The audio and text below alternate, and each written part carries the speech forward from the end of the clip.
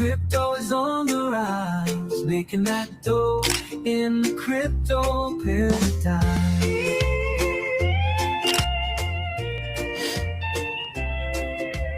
Watching it go, buying low, selling high. Riding the wave, I'm here to stay, living in the digital age. No banks, no fees, just decentralized. It's crypto paradise. Ooh. No banks, no fees. Alrighty, let's kick this thing off. Good morning from Paradise Surfers. My name is Crypto Amaru, joined as always by Nick, the Crypto Hitman. Welcome to episode 143 of the daily live stream. Wow, we've been doing these for a minute, huh? Appreciate you guys tuning in, joining in, asking questions every single day. Today's a big one, guys. In about 25 minutes from now, the Supreme Court will apparently be ruling whether the Trump tariffs are constitutional or not. What will this mean for the financial markets? What will this mean for the rally that we've just seen over the past 12, 24 hours? Fingers crossed, guys. Fingers crossed the Supreme Court doesn't F this up. But appreciate you guys jumping in. We got other stories to cover today, of course, as well. But why don't we lead off with that one? We talked about it a little bit the other day. I know the poly market bets have sort of fluctuated a bit, but the last I saw was around 70% thought the tariffs were going to be ruled unconstitutional. Do you think it's going to happen? And I guess what will be the fallout if so? I mean, we talked about this a little bit yesterday. I think that would be a catastrophic mistake for Supreme Court as far as results are concerned. You know, we know that other countries have had tariffs against the United States forever, do tariffs against other countries. It's just kind of the way the ecosystem works. And we've seen what the results of the tariffs that Trump is doing. Either A, they're used as a leveraging, bargaining chip to get other things done, whether it's border security, military help, reduced spending, whatever it is, or it's actually bringing in money. The trade deficit is at the lowest it's been since 2009. And it's only been a year since he's been in office. I mean, that's pretty wild. We also see that we have income coming in from that. There's going to be stimulus checks based off these tariffs as well. So legality, I don't know. I'm not a lawyer. I'm not in the Supreme Court. I don't know what the legality terms is that they're ruling on here today. But as far as results, I think it would be a big mistake to shut these things down. Well, I'll get into the legal perspective for a minute, but I just want to lead off with a little dose of hopium. I think there's actually a pretty good chance that the tariffs are kept in place. The saving grace is really the fact that there are more conservatives than liberals on the bench. That's really what these rulings often come down to.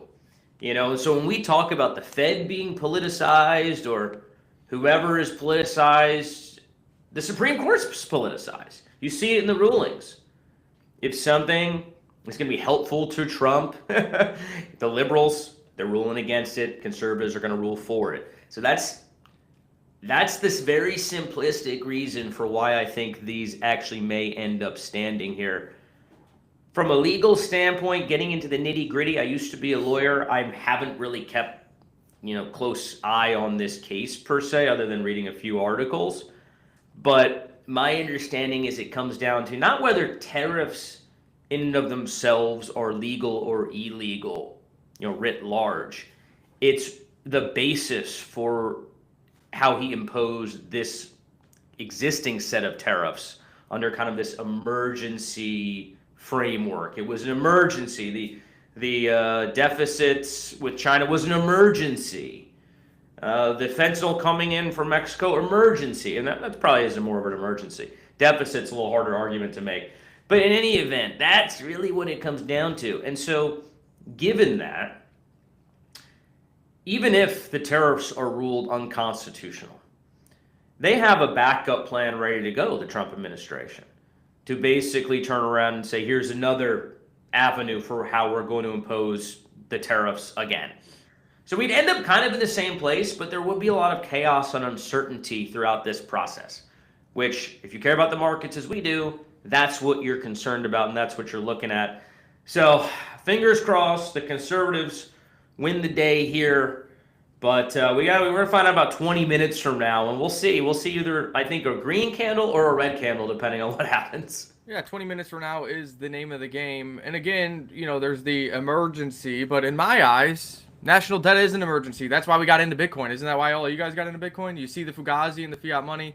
That gets only worse with hyperinflation due to government spending. So stopping that and reducing deficits and reducing spending and getting stimulus, I think that's an emergency. Drugs, drug cartels, I think that's an emergency. The deaths from fentanyl have drastically dropped. Why? Because you're literally blowing up ships and putting tariffs on Mexico unless they get their border under control. What did? They sent border troops to the border, and well, what do you know? Illegal immigration near zero. Fentanyl deaths way down. Drugs coming across the border way down. So I don't know. We'll see how it is. We'll find out here in 19 minutes. I am not as bearish as Gordon over here, though. I can tell you that. Because obviously, if the Supreme Court rules it unconstitutional, I agree with everything Crypto Amaru said. There will be uncertainty in the markets, and you will probably see a red candle of some kind over the next couple of days. I do think that the Trump administration has a quick Uno reverse card to play, which will subsidize those fears very quickly. But here we go. Gordon says Supreme Court will issue ruling on Trump's tariffs at 10 a.m. Eastern today. That is 19 minutes. Expect a 5 to 10% BTC swing in either direction. Altcoin liquidation cascades, funding rates going nuclear, retail getting absolutely destroyed. This is when leverage kills. If you're over leveraged right now, you're not trading, you're gambling. And that is very true. So he starts off by saying that Bitcoin could go plus or minus 5 to 10%, but then really talked about altcoin liquidation, funding rates going nuclear, and retail getting destroyed, kind of hinting at he's leaning more towards a sell-off happening with the Supreme Court ruling not in favor of the tariffs that we have currently. I agree with Gordon's take for the most part. I don't know if we get a 10% swing on Bitcoin. That's a very dramatic swing. I mean, at this day and age, market cap, or Bitcoins are sitting around 96,000. There's deep liquidity. It's hard to get a 10% swing in a day. The last time we saw it, I guess, was October 10th. It did happen then, didn't it? But it's very rare these days. So I don't know if we get 10%, maybe 5. I don't know. I do think his overall point, though, which is stay away from leverage on a day like today, that's obviously a correct take. No one knows what the Supreme Court's going to do. I wouldn't follow polymarket people. I don't think they always know what the hell they're talking about. And the Supreme Court can surprise either way. It doesn't matter, even if you were closely watching the arguments from the bench when the government was putting out their position and the Supreme Court just were asking questions, and you try to read the tea leaves. Oh, well, they asked the tough questions of the plaintiff. It must be getting overruled, or no, you don't. You really don't know. So no one knows. Point is, stay away from leverage. I think that's a wise choice. We'll know in about 15 minutes. Either way, what's going to happen here. But I think zooming out, let's assume the worst, right? Tariffs are ruled unconstitutional. Chaos in the markets. For headlines. Trump administration owes $400 billion back to, all these companies. You have a couple days of chaos, a couple days of media in a frenzy and in a panic, and that will be reflected in the prices, in the financial markets. But eventually, a couple weeks will go by, and they'll sort of get through the chaos and the confusion, and the markets will resume their upward march. So even worst case scenario, we're going to be okay if you just zoom out by a couple weeks or a month. Yeah, it's just pretty terrible timing considering the breakout for Bitcoin has occurred like we have been talking about. Higher lows, breaking above the moving average, retesting moving average, and now accelerating to new highs for the move. Even in the face of this uncertainty from the Supreme Court, so Bitcoin has not cared. Bitcoin up something like 25 or 26% off the lows. Now, if we do get the doom and gloom today, it will cause uncertainty, it will cause red candles, but the good news is the structure here does give you leeway down to like $88,000, $89,000 Bitcoin, which is quite a drop, $5,000, $6,000, $7,000 of leeway to still remain in this bullish formation. So we do have that going for us. Also, we are breaking out of what it looks like an ascending triangle here, something like this. We're just doing this quickly, so these aren't official here.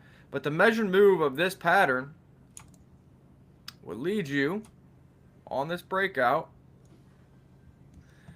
to something like, boom, What do you know? $110,840. Our resident bear, Hexbull, came in at the perfect time. Said logged in to see your smiles, getting bull trapped to 107 to $110,000. Right shoulder, LOL. Bear market about to begin. And we've been saying since the lows. Well, first of all, you missed a 26% rally off the low on Ethereum. We bought the day of the low. If we get up there, what is Ethereum price? We've been saying, hey, I would love 110,000. Hexbull, if you're right and the bear scenario is 110,000 and we get to reevaluate up there, I would take it. There you go. Well, now the measured move for this ascending triangle here on Bitcoin, where does it lead you? $110,840. So maybe you are right, Hexbull, but we will ride that train. That means that you would be looking at what? Like a 50% move for Bitcoin off the low or something? 40% on Bitcoin and probably more like a 50% off Ethereum because Ethereum is already up 26% off the low. Let's go over to the Ethereum chart. Very similar here. Hasn't broken out above the previous high like Bitcoin has. Bitcoin has had the strength here. Ethereum $3,325, acting exactly as we said it would. Higher lows. Okay? Resetting on the indicators and breaking with momentum above the moving averages, retested the moving average and accelerated to new highs right here. This could be forming the same kind of thing. This would be a higher level because Ethereum got moving much faster. This one hasn't broken out of the ascending triangle yet, and that would give you a measured move of this. Measure from here to here. You bring that out on a breakout. Let's assume it breaks out. If it did break out, as Bitcoin's hitting $110,800, Ethereum will be tapping on its all-time highs around $4,400 to $4,500. And if that is a bear trap, we can reevaluate up there. It will be hard because there'll be some happiness, some euphoria, some FOMO. But again, if the worst-case scenario you're saying is a rally to 110, Ethereum gets to 45, and then that's the start of the bear cycle, I think a lot of people will be happy with that, considering that would put you at 70% off the low for Ethereum. So if you want to be bearish that whole time for 70%, I mean, that's up to you. I'm not. I guess I would be begrudgingly taking some profits if Ethereum hits 4,500. Very begrudgingly, just in case Hexbull's right. Maybe take a little chips off the table. I just don't know what's going to cause. So say we go on that big run, right? Absent a black swan event, what is going to then just cause a huge crash at that time?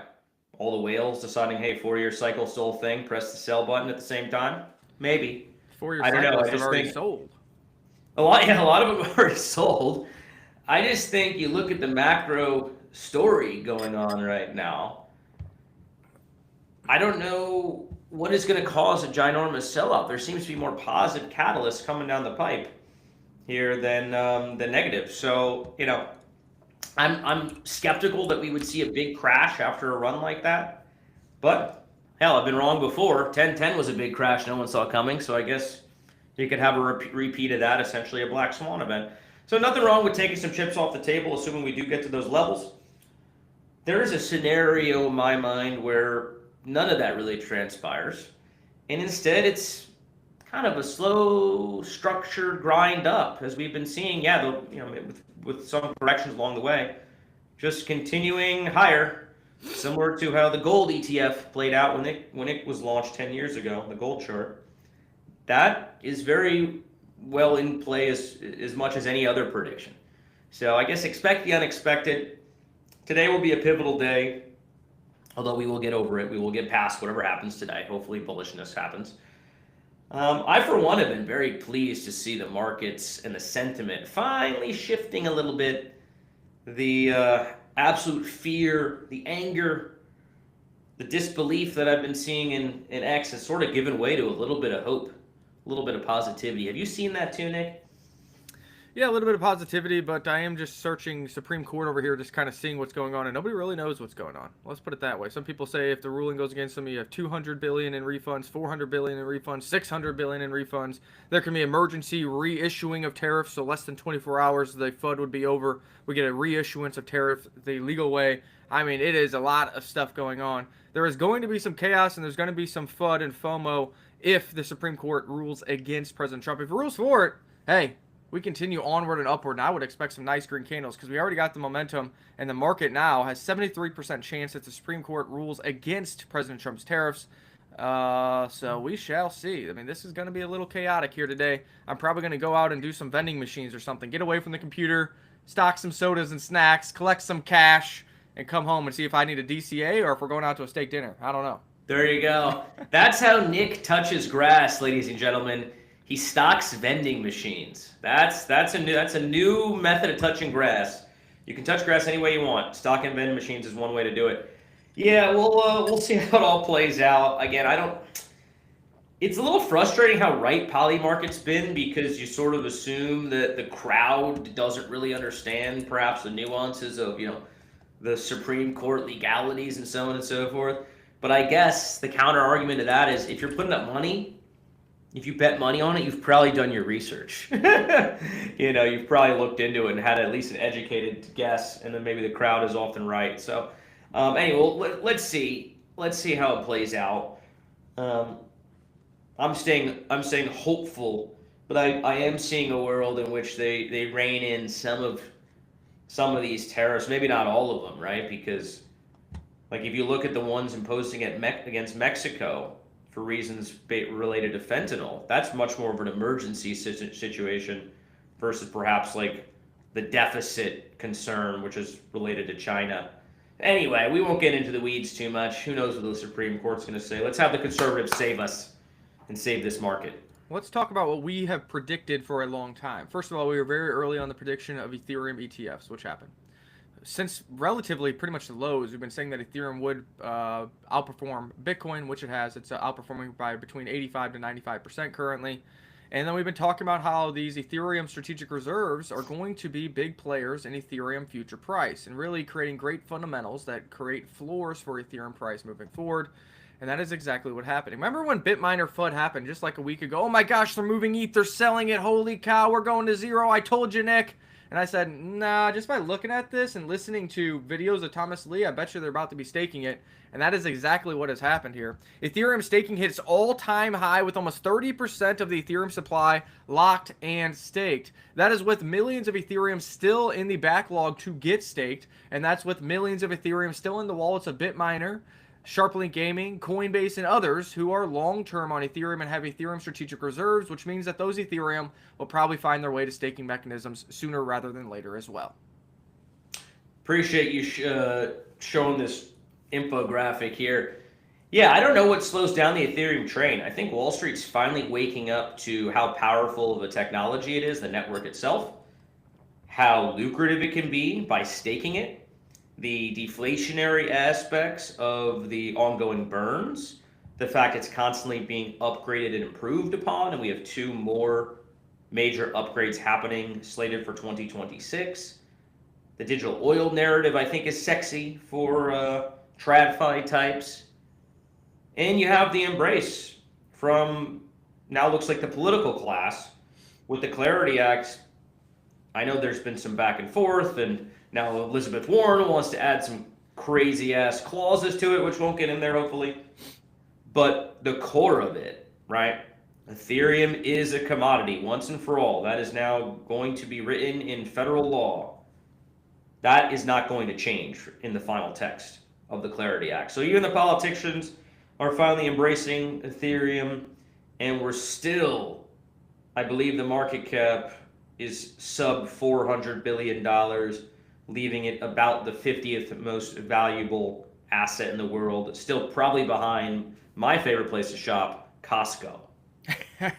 I'm a Sam's guy. We'll argue about this, though. You know, you're the Costco guy. You do the big boom and eat their cookies. I'll stick to Sam's Club, all right? But here we go. We got Crypto Paradise. 365 people tuning in today. That means when green candles come back and headlines come back, viewership comes back, retail comes back, because there is opportunity in this market. So all of you who tune in each and every day, obviously you're a little ahead of the game. You've got in earlier on Spin and Fuck 9 to 5 and some of these other assets that have gone up many multiples. But for you, those of you who are just tuning in now, because candles have gotten a little green, you got a little momentum, you got some time, we welcome you to the channel. Hopefully you keep following along. Smash the like, share, and subscribe button. Buy yourself 200,000 surf to get into our private group, and let's keep bringing you alpha with our daily live shows. The big news today is, what is the Supreme Court going to do with tariffs? And yes, Ethereum has over 30% of the supply staking, just like we said it would, and this is creating massive floor prices for Ethereum. When the market trend actually fully reverses, retail FOMO comes into play, and TradFi bros FOMO into the Ethereum ETF options that are growing by the day. Appreciate all you new listeners. Thanks for jumping in here. You guys are probably curious, Why did the market turn green yesterday? Why is it in the face of, I believe, CPI numbers, inflation data coming in higher than expectations? How is it that the market's pumping? The Fed's surely not going to cut rates at the end of January. We talked about that a lot yesterday on the show.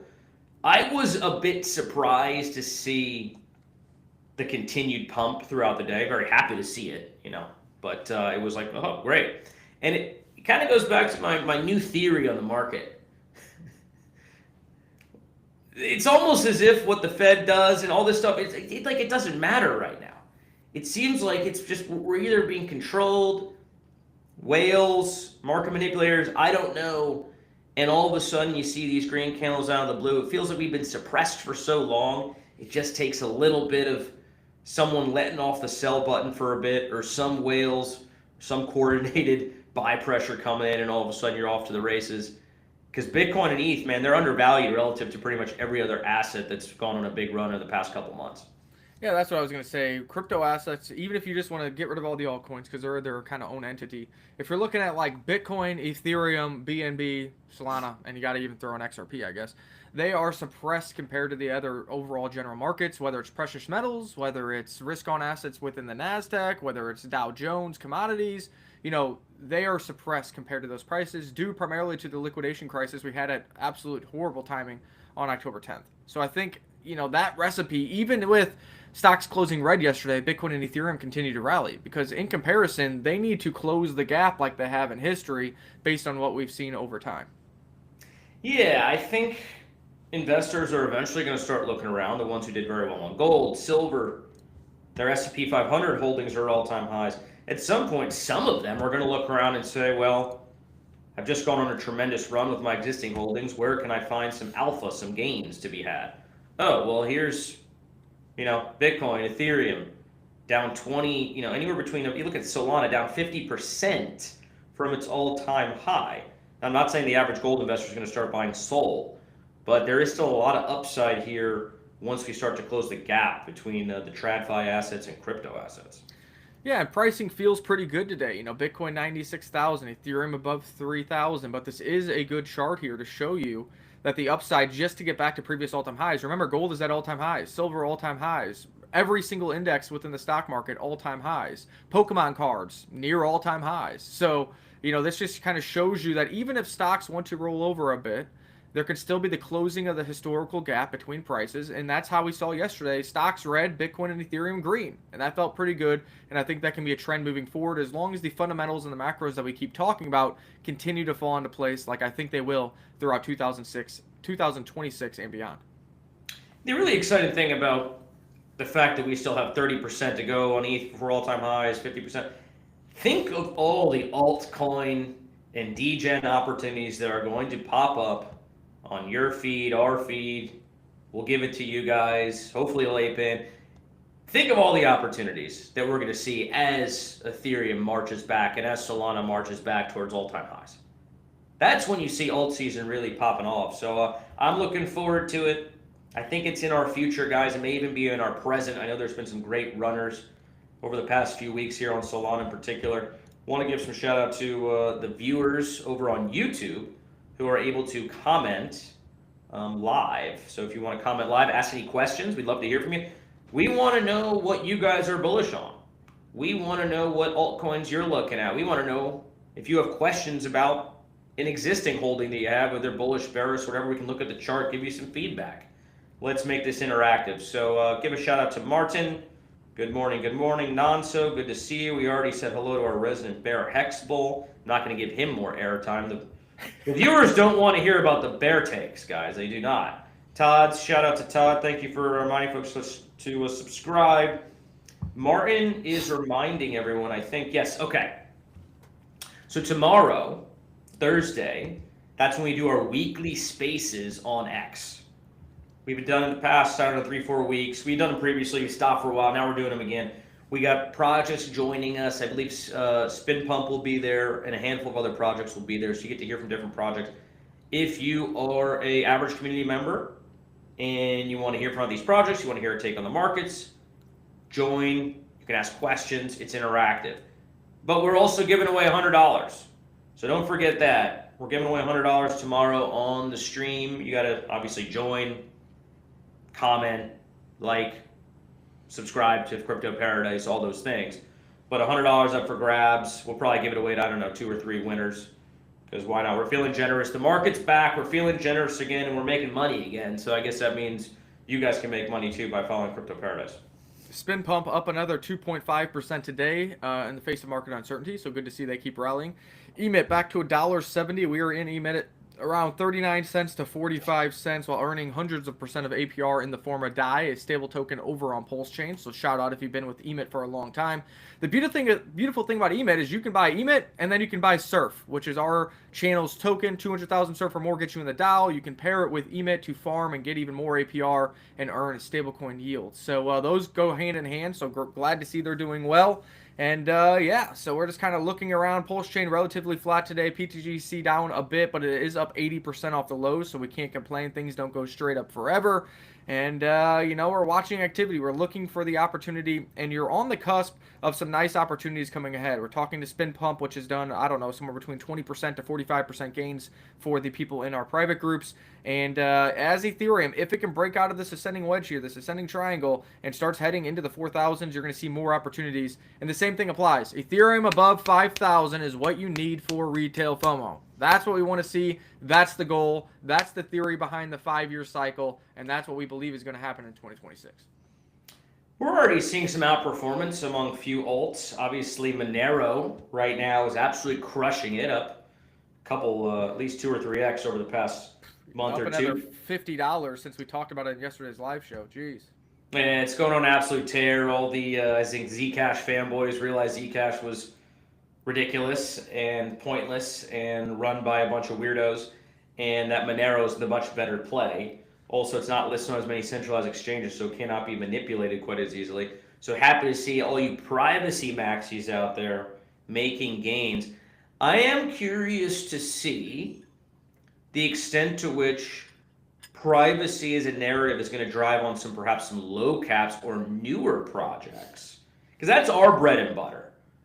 I'm not the kind of guy. I got my holdings. I got Bitcoin. I got Ethereum. I'm pretty conservative with my portfolio these days because I've been in the space long enough where portfolio is big enough. I don't need to go crazy. But I still do like investing in the new projects. I still like putting a couple grand into a new one and see if it does a 10 or 20x. I just love that shit, right? And so do we start to see new privacy plays come out, and can we get our hands on them early, maybe in a pre-sale or something like that? Yeah, I think that is coming. And, privacy is a sector that we think is going nowhere. That's what we've been saying. And yesterday when XMR was in the 600s, we talked about Zen, how it was up 15% to $10. Well, with XMR up another 4% today, Zen is up another 11% at $11.40. The nice thing I've seen with Zen is this is an example of a mid-cap in the privacy sector. When ZEC went on a run, it caught a bid with it because people are thinking like you and trying to get the next best thing, lower valuation in the same sector. But now that ZEC fell off, Zen fell off, but now XMR is picking it back up, and now Zen's higher than it was even when it started breaking down with ZEC. So we'll see how these things play out. We'll see if we can go from this large cap to mid cap and then finding some new micro cap gems. Obviously, I still think we're in the time in the market cycle where we're taking risks on pump fund tokens or pump tires tokens or new micro caps is highly risky because it's hard for them to get that kind of momentum and get into that mid tier where the real gains can start coming. Yeah, no, we're not in a place yet in terms of altcoins where there's a ton of liquidity. It's still mostly, I think, rotation going on. We haven't had new retail is really what it fundamentally comes down to. New retail hasn't been here since, 2021? I mean, this is like a joke, right? Like, it's just the crazy degenerates that are out here watching the stream and, hunting in the trenches and having a little bit of fun on X. But your neighbor ain't asking about crypto. I guarantee you that. You haven't heard the cab driver talk about crypto in a long time, have you? Your barber probably hasn't mentioned it. So, those are all anecdotes to suggest that retail is not here. We know that. So, look, are we in the explosive phase of alt season? Of course not. But is it smart to start tuning into shows like this? Start, eyes and ears to the trenches a little bit more, maybe speculating a little bit, putting a couple $100 here, a couple $100 there. I don't think that's a bad move at all. Yeah, we got Fat Sammy here saying Dash, a privacy coin, also going and saying, yeah, Dash has been an OG privacy coin. That was really here since 2017, right? It was one of the first altcoins, if you will, for that first altcoin cycle. Up 45% today. Again, as people are liking the privacy sector, it's catching another bid. People are looking for other opportunities outside the top players. Even though Dash is probably the third largest privacy coin, off the top of my head, big run from Dash. It kind of lagged when XMR was moving.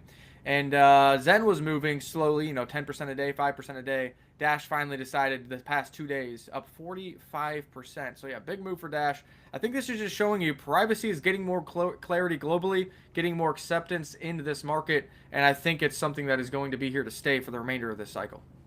Absolutely, it is not going anywhere. I'll tell you why in a minute. But one reason why I'm absolutely loving this moment in the market, really since Zcash went on a run a couple months ago, this is bringing me back to like my early days of crypto. This is like a blast from the past. This is like 2017. I mean, Monero, back when I first got into crypto, that was like one that me and my friends all loved. I have no idea why we loved it, but we did. Dash too. I remember going on a flight one time, and there was an advertisement for Dash in the in one of the pamphlets that they give you in the airplane. And of course, Zcash as well was pretty popular. So I'm loving this blast from the past, but I don't think that's the reason why it's doing incredibly well. The reason why it's doing well right now, people have started to read the Clarity Act. Actual text from the proposed law is out. It's public now. And there are a lot of things that if you're a privacy guy, if you're concerned about privacy, you probably don't love about the Clarity Act.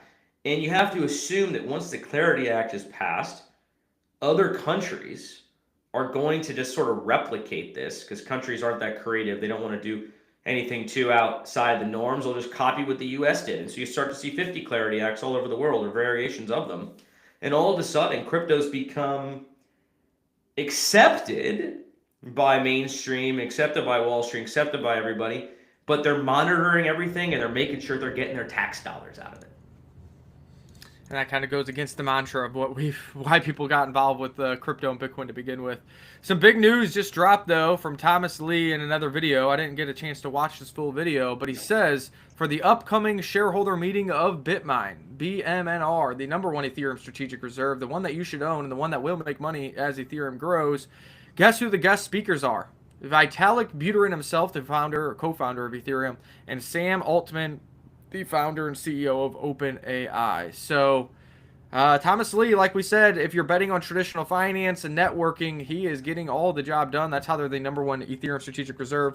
If you like SharpLink Gaming, which I also like, you have Joe Lubin, who's more on the DeFi technical side, where if we do have an alt season, he's going to be able to take full advantage of that with the stake in Linea, the Ethereum DeFi staking applications to make more yield, etc., etc. But right now, with Ethereum kind of just sideways, it's all about networking, it's all about accumulation, and that's where Thomas Lee has been thriving here. And now getting Vitalik and Sam to be going on this huge shareholder meeting news where they're really kind of voting on, are they going to expand the number of shares for a BitMiner, which is going to open up more capital in the future to do what? Buy even more Ethereum, stake even more Ethereum, and compound even more Ethereum.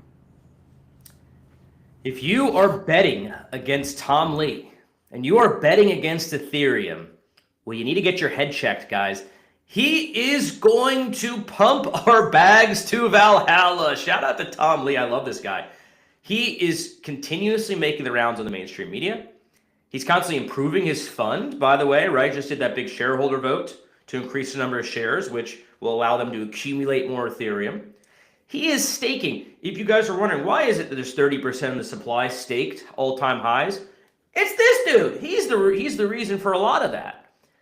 Do not bet against Tom Lee. Do not do it.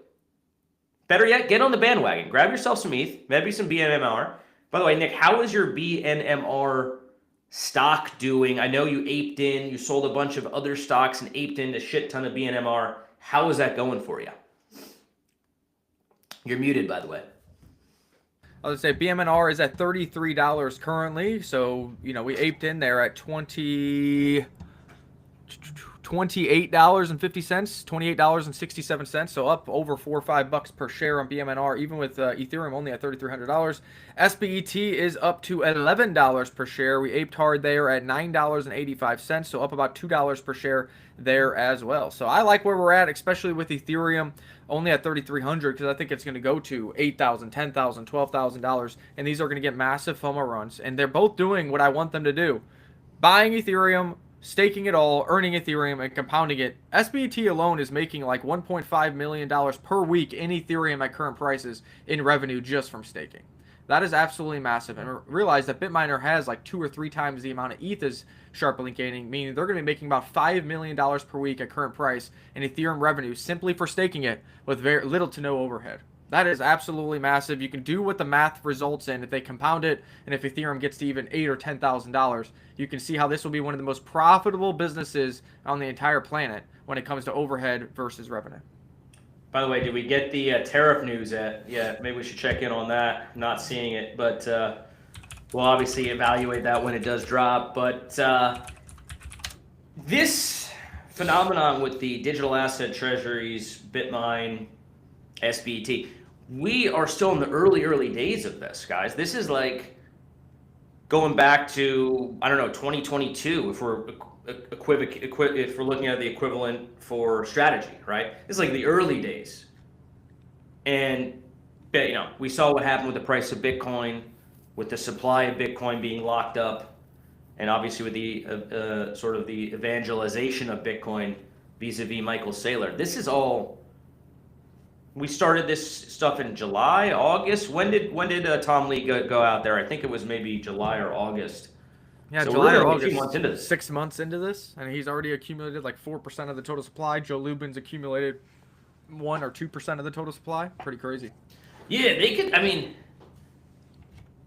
don't you think it's possible that they get to like 10%? Yeah, I mean the original goal for both of them was 5%. Now. He has come out, Thomas Lee has said, well, 5% is the goal, but if things are going well, then we might even up it to 6. So I don't know if they'll extend beyond that. I mean, maybe in the spur of the bull market and FOMO, it makes a lot of sense, and that's what their investors demand and vote on, so maybe they will. But again, he still needs to buy 1 to 2 million more ETH just to get to his 5% mark. Joe Lubin needs to buy another 4% of the ETH supply. And we have seen Coinbase slowly buy a little more Bitcoin and ETH, adding to their Ethereum strategic reserves as well. So I think the trend is a friend here, and we'll see if they update their marks. But as if they stand now, that's still like another 4% of the total ETH supply that needs to be bought by 2 companies to achieve their goals. I think you can get to higher than 6% because you're earning so much money off the staking, right? Like, that's the one thing that I think the Ethereum treasuries have an advantage over the Bitcoin ones. And I know Michael Saylor's done a fantastic job of monetizing the volatility of Bitcoin, you know, to the advantage of the strategy shareholders. But it's not as clean. I don't think it's not as clear as a narrative either, and it makes you kind of wonder, where is this yield coming from? But with Ethereum, it's like, we know where the yield's coming from. You stake it, you're earning money from the transaction fees that are basically incurred from everyone who's running transaction on Ethereum, which there's a lot of transactions these days because of stable coins and so on. So it's a clean story. You don't have a lot of people to run that business. I wouldn't be surprised if we look back in like 10 years and go, wow, Bitmine was one of the most profitable businesses ever because you need like, what, 20 employees? And it's generating like billions a year in the staking fees.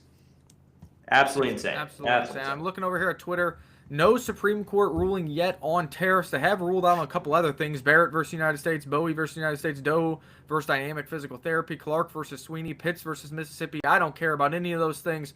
There's also the consensus that there will be a 9-0 ruling in favor of banning men in women's sports. Right now, 29 states, all of them red states, have this ban, but they will make it all 50. I agree with that. That's common sense to me. I don't understand why that's even a question.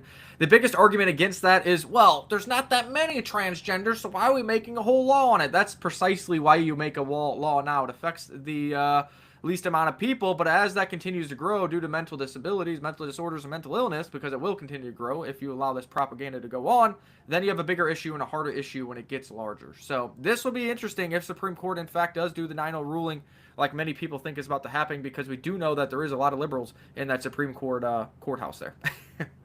Yeah, but you just can't, I mean, logically, legally, you can't have girls or boys, and you can't be mixing up the sports like that. It makes no sense at all.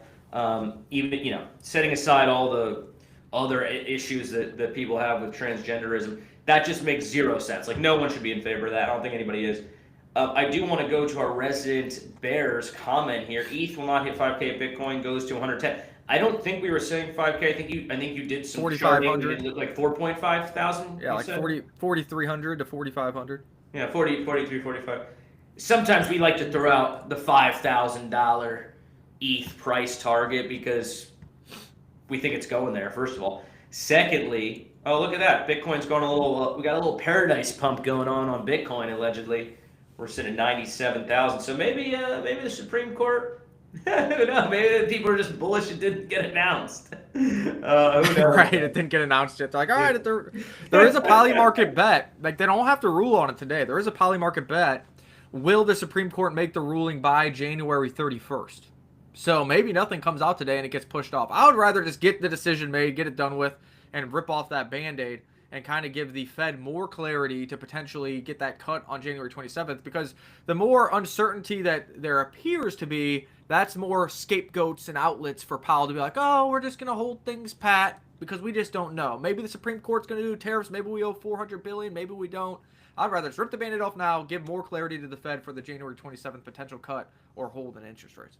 Yeah, I don't think that cut's happening, my friend. We just got more data, the PPI data. Yesterday, we got the CPI, Consumer Price Index. That measures the inflation related to what consumers pay for retail goods and so on and so forth, real estate, etc., rent. The PPI dropped today. That's the sort of the middlemen, so to speak. That's the producers' price index. That's what the producers are paying for things these days. That dropped for the November data, and it came out a little bit above expectations, and inflation was up a little bit month over month and a little bit year over year.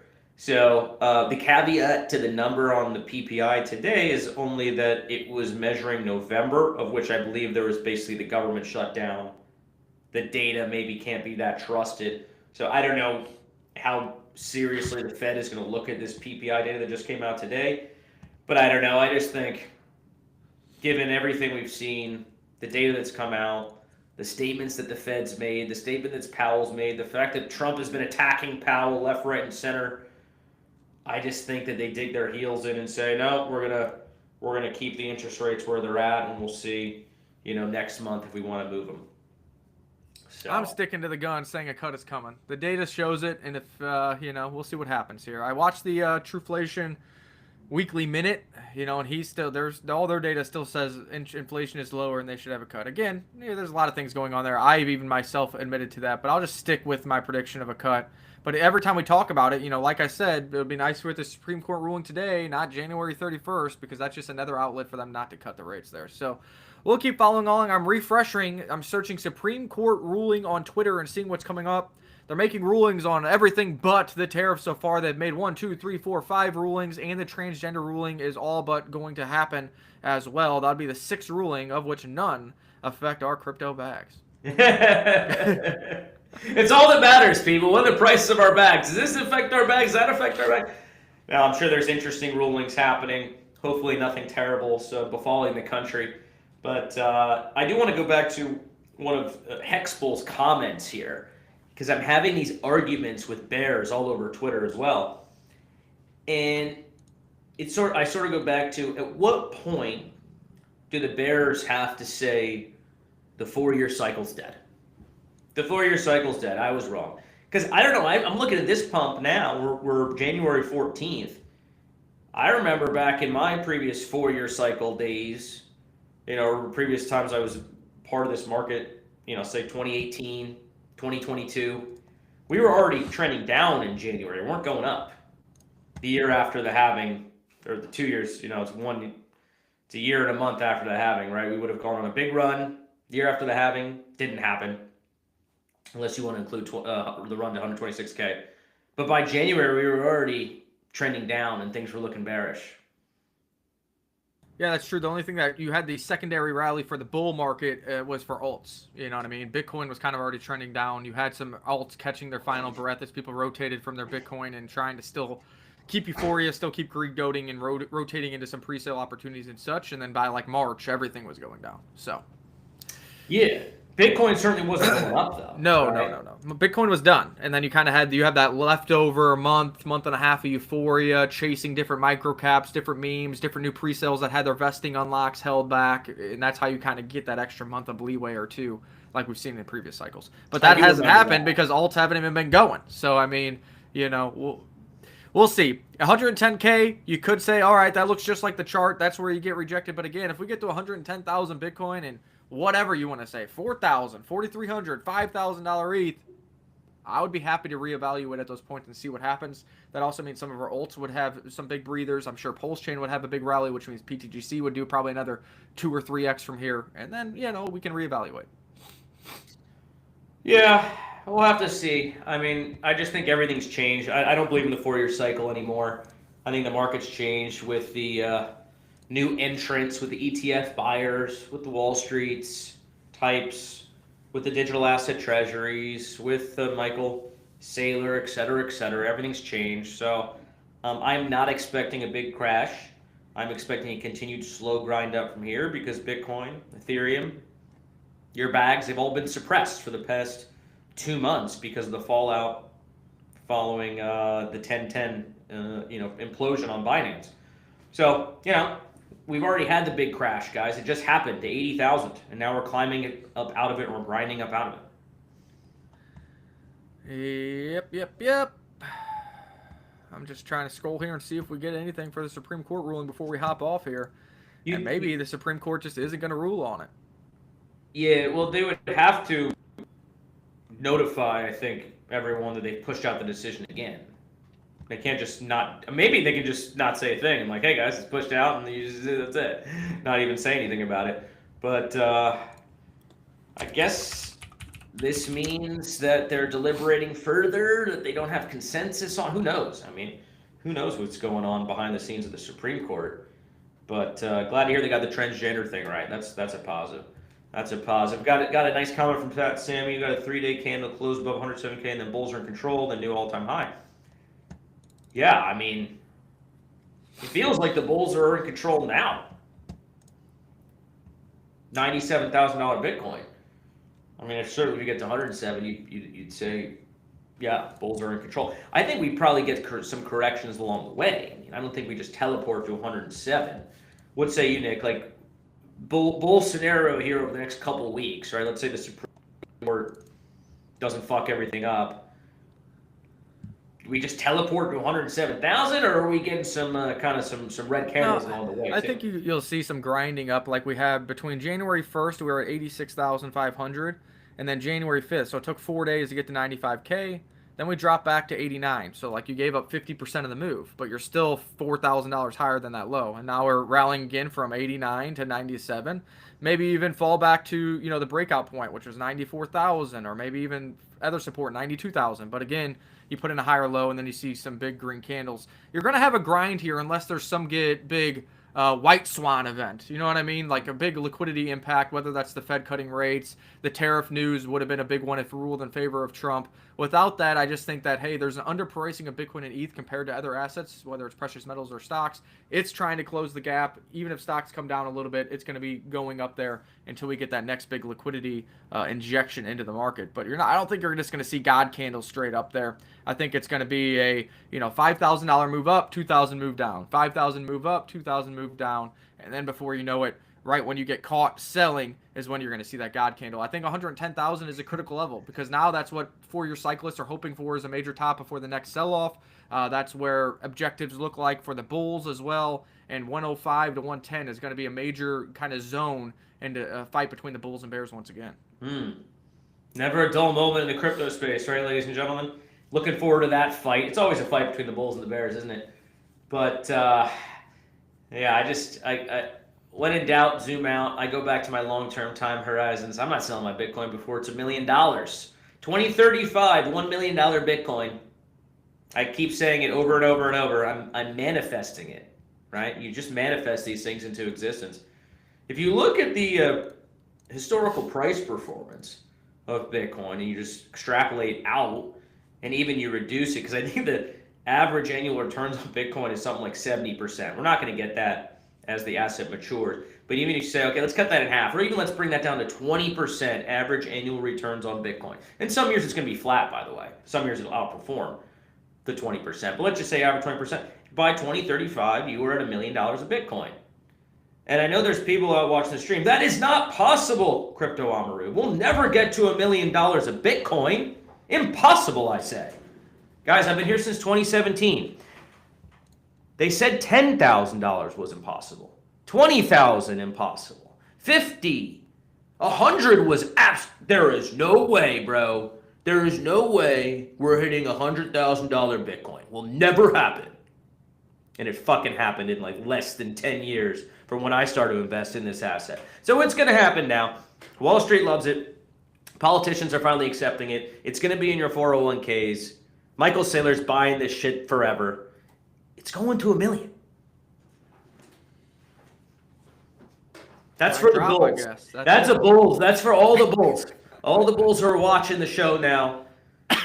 That's for you guys. That's for you. We've been here long enough. We see where this is going. We see where the trends are going. The key is not to get shaken out. The key is if you believe in this asset, and you have to believe in it if you're going to get there to $1 million. You have to truly believe in it and love it. By the way, I'm not talking about every altcoin, by the way, because that's a different story. I'm not going to get into that. Although I do think Ethereum is going to hit like 50 grand in the next 10 years. But outside of that, alts are a different story. Bitcoin, you got to believe in it. You have to understand where it's been, where it's going. You have to understand how it's evolved. And the biggest thing is just to kind of just be patient with it. I like to joke around. My wife is actually the best Bitcoin investor that I know because she bought back 2017 whenever we first got involved, and she never checks. I think she just barely even remembers that she owns Bitcoin. She just doesn't check it. And then when she does, she's like, oh my God, how's it worth so much? She checks like once every 2 years. She's probably the best crypto investor I know. Tell her to check it here by the end of 2026, and hopefully we're looking at $244,000 Bitcoin, and maybe you can take some off the top. She can take a vacation, you can take a vacation, and we do live shows for about a month from Tulum. There you go, yeah. Yeah, who knows? We'll probably end up taking some profits on something at some point, but I'm not ready to start taking profits. I'm not ready. Not at sub $100,000 Bitcoin. That's just insanity. Sadly, a friend of mine, I'll tell this story and then we can jump off. He was following, I forgot the name, Jason something. He's a chart guy. He's a 4-year cycle guy, Jason Pizzino or something like that. It's like, you got to watch this Jason Pizzino guy. He shows me the videos. It's very chart heavy. Never talked about macros. Never talked about like actual underlying adoption. Just like, all right, this is what happened in 2017. If you just like draw this line here and do this fancy little thing on my chart here, that means in 2021, this is what's going to happen. Oh, Supreme Court delayed again. Okay. No surprise, I guess. No surprise. Anyone who bet on that, good for you on the delay. Anyway, so my friend's watching this Jason Pizzino guy. My friend had a lot of Bitcoin, by the way. He actually timed things perfectly because he sold a bunch of real estate that he had and bought in around like $30,000 Bitcoin or something. So he did like very well, right? And Ethereum and Solana too, he bought in. So he did very well. He had a lot in the market. And watching this Jason Pizzino guy drawing lines on the chart, talking about what happened, 4-year cycle, it's written in the stars, it's written in stone. It happened previously twice, therefore it must happen in perpetuity forever. And my friend really believed that. And he sold out all his Bitcoin and all his crypto at $87,000 Bitcoin, 85,000 I think. And he's rolling it into real estate. And he's hoping that his new real estate venture gets him about 20% profits over 3 years. I'm like, bro, that was dumb. You just could have held your Bitcoin and you would have done 100% returns in like a year or two. What are you doing? I mean, essentially, even if you sold at 85, so not even, kind of the exact low there, Bitcoin's already up, even with bears still swirling. Bitcoin's already up 14% since that low, and he's hoping for 6.5% annual returns for 3 years, and that's a hope. So he's hoping for 20% over 3 years, and Bitcoin's up maybe do more than 20%. Maybe do like 30 or 40. Right. But you don't do a lot of but real estate. probably unrealistic. You know, Ethereum, your goal, or I mean, real estate is your goal is to make that 5 to 10%. And people are like, why wouldn't you do stocks? Because at least with real estate, you have some ownership and some equity that you can play with. But even if his goal is 20% for 3 years, Bitcoin's already up 14% here. So. But the funny thing is, too, his original theory as to why he wanted to sell was he was convinced it's going to go lower, and I'm going to buy back in lower. Well, maybe that works. Some of the time it works. Most of the time it doesn't. First of all, a lot of times it doesn't get to that price target you were looking at. Because you'll tell yourself, okay, it's definitely going to hit 40. And then it hits like 45. And you're like, well, it didn't hit 4. And then you just, and it goes right back up and you're done. You're out of the market. You're not buying it again at that point. So you've missed it. Or you get, and it's just scared. You don't want to but you hits 40, but oh shit, I'm scared. Plans change, emotional. You don't pull the trigger. There was about 10 of us when I got involved with crypto back in 2017. Every single one of my friends over the years sold out, left, didn't make it, didn't survive, whatever the case may be, and they're all still working normal jobs. So I stuck with it. I believed in it. It's the thing. You actually have to believe. A lot of my friends never believed in it. They're like, well, just to make a quick buck, scalp it, get my fiat, more fiat, whatever. No, believe. Believe in Bitcoin. Stop believing in the fiat. That's how you make it over 10 years to $1 million Bitcoin. Wrap it up on that. I think we got some projects to talk to in Telegram, and we'll see what's going on. And then, of course, we'll be live again tomorrow. We also have the spaces tomorrow, and hopefully some more alpha calls for the Surf DAO members. Go buy 200,000 Surf on Pulse Chain. It's like $500. Thank me later. I know a lot of people aren't doing it. The DAO isn't shrinking, but it's not growing. Well, that's because Pulse Chain's flat. People don't believe in the market. But, a lot of viewership today. Pulse Chain is EVM compatible. Send like 1 ETH over to Pulse Chain. Deploy like 25% of that to get 200,000 Surf. Join a private group, and you're in there for life. And you'll earn more Surf simply by holding that due to the deflationary token economics. That's the move. That's the play. That's how you're going to win over the coming months and years. Absolutely appreciate everyone tuning in. Remember to join the spaces tomorrow at 2 p.m. Eastern. $100 up for grabs for all you Crypto Paravoice loyal subscribers and listeners. So look forward to seeing you guys then. And until tomorrow, we'll see you on the beach.